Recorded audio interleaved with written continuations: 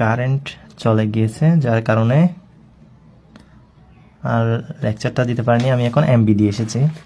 যাই হোক, বাকি অংশটাকে শেষ করে দিই। তাহলে আমাদের আছে del X P del X bar I del X Q del X bar J, তারপর হচ্ছে del X R del X bar K del A P Q del X R. Okay, এটা তাহলে এখন দেখেন তো, এখান থেকে আপনার ওকে আর ওকে এক পাশে নিয়ে আসেন, ওকে আর ওকে এক পাশে নিয়ে আসেন। ঠিক আছে, ওকে আর ওকে এক পাশে নিয়ে আসেন। তাহলে এক পাশে নিয়ে আসলে দেখেন কি হয়। তাহলে ওকে আর ওকে এক পাশে নিয়ে আসেন। Bar S J, S I J, তারপর হচ্ছে আমাদের এখানে কি হবে, এখানে আমাদের একটু জুম করে দিই, এস আই জে, তারপর হচ্ছে ও প্লাস, তারপর হচ্ছে এ বার আই এইচ, তারপর হচ্ছে এস বার জে কে এক পাশে নিয়ে আসলাম। এরপর হচ্ছে দেখেন এখান থেকে আমরা এই তিনটা কমন পাই না,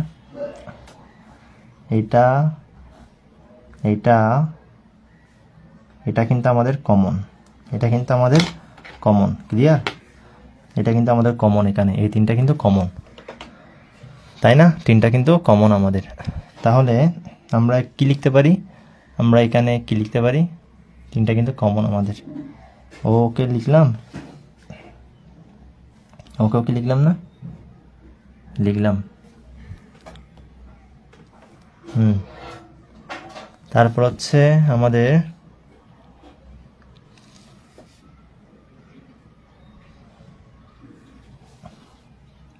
লিখলাম, এরপর হচ্ছে আমাদের ওকে কমন না, ওই তিনটা কমন নিই।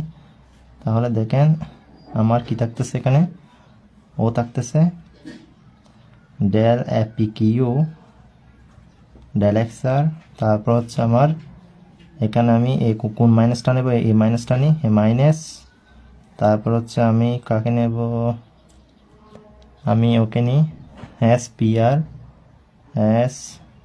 আর সেকেন্ড ক্রিস্টেবল এস কিউ, তারপর হচ্ছে আমি কাকে নেব, তারপর হচ্ছে আমি ওকে নিই, এই ওকে, তারপর হচ্ছে আমার এস কিউ এটা ওকে, এরপর হচ্ছে আমি কাকে নেব, মাইনাস, তারপর হচ্ছে ওকে নিই, কাকে, ওকে, সেকেন্ড ক্রিস্টেবল এস কিউ আর, তারপর হচ্ছে পি এস, ওকে নিয়ে নিলাম। এরপর কমনকে ওরা, এই তো ওকে লিখলাম, এরপর কমন হচ্ছে আমার এখানে কমনকে ও না, তো সবার কমন।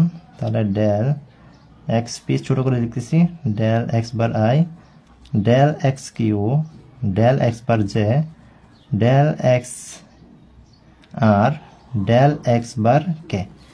ক্লিয়ার? এই আমি কমন যেটা ছিল সেটা কমন নিয়ে ফেললাম। ক্লিয়ার? তো আপনারা এখন বলেন আমার কোনটার কাজ কি। এখন এইদিকে বামে নিয়ে আসেন, তাহলে আমি ওদেরকে বামে নিয়ে আসতেছি। তাহলে ডেল, এবার এখানে বারগুলো কেন দিই নেই, না, আচ্ছা এখানে তো বার নেই, এখানে বার আছে না, তাহলে আমি এই দুটাকে বামে নিয়ে আসি, ডেল এক্স বার কে, তারপর কে হবে মাইনাস, তারপর হচ্ছে আমাদের S I J S J bar, এরপর চৌকে আনি ফেলবো মাইনাস, তারপর হচ্ছে এস বার জে কে এরপর হচ্ছে A I S is equal to A I S. Okay, ওদেরকে বামে নিয়ে আসলাম, এই পুরোটাকে বামে নিয়ে আসলাম, আমি বামে নিয়ে আসলাম ওর সাথে, কার সাথে, ওর সাথে। ক্লিয়ার? এরপর হচ্ছে ও যেরকম আছে সেরকম আমরা লিখবো। তার মানে হচ্ছে del A P Q del X R minus, তারপর হচ্ছে S P R S Q minus P R Q minus, তারপর হচ্ছে এস কিউ এ আর, তারপর হচ্ছে এ পি এস, তারপর হচ্ছে ও del X P del X bar I del X Q del X bar J del X R del X bar K. Clear? এখন আপনারা বলেন ও মানে কি? তাহলে আমি খাতা থেকে দেখি, এই লিখলাম তো, এই বামে নিয়ে আসলাম, এই বামে নিয়ে আসলাম। তো ও মানে কে? ও মানে ওই যে কিছুক্ষণ আগে দেখালাম, দেখেন ও না, দেখেন ও মানে যদি ও হয়, পি কিউ আর হয়, তাহলে ও মানে কি হবে বলুন তো? এই ও মানে, আচ্ছা খাতা থেকে না দেখাই, আপনারা সরাসরি দেখেন ও মানে কি হবে। এখানে আই জে দিই নাই কেন? আই জে, তাহলে আই জে কে না, আই জে কে, তাহলে আমাদের কি হবে?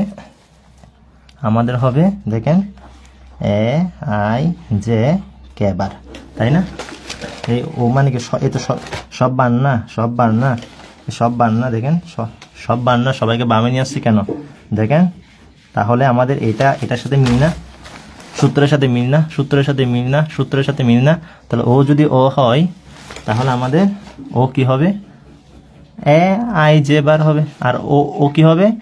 এ পি কিউ আর, তাহলে সমান A P Q comma R. Clear? আমি তো এটাই বলেছিলাম, তাই না?